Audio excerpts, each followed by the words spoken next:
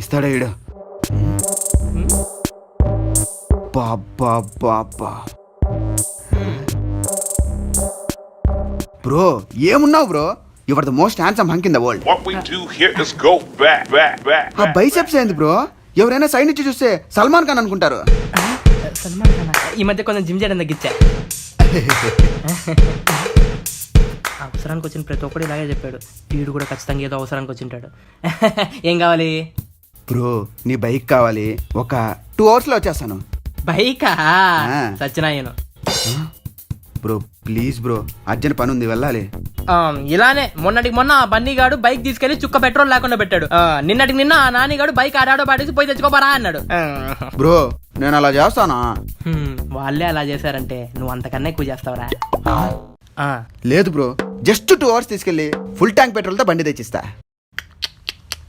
Petrol కొట్టిస్తానన్న ఫ్రెండ్ని మాత్రం అస్సలు నమ్మకండి. కాకపోతే ఫుల్ ట్యాంక్ అంటే కొంచెం టెంప్టింగ్ గా ఉంది. Yeah full tank.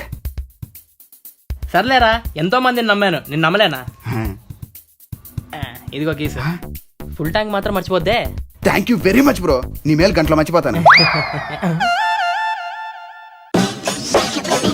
మొత్తానికి బండి దొరికింది. ఫుల్ ట్యాంక్ పెట్రోల్ ఉందే.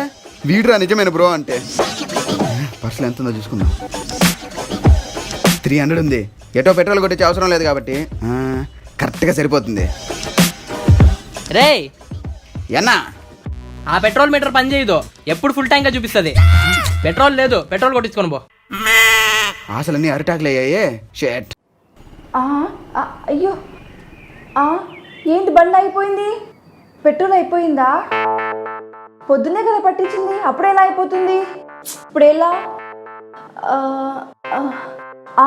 అక్కడేదో మెకానిక్ షాప్ ఉన్నట్టుంది, తీసుకెళ్దాం.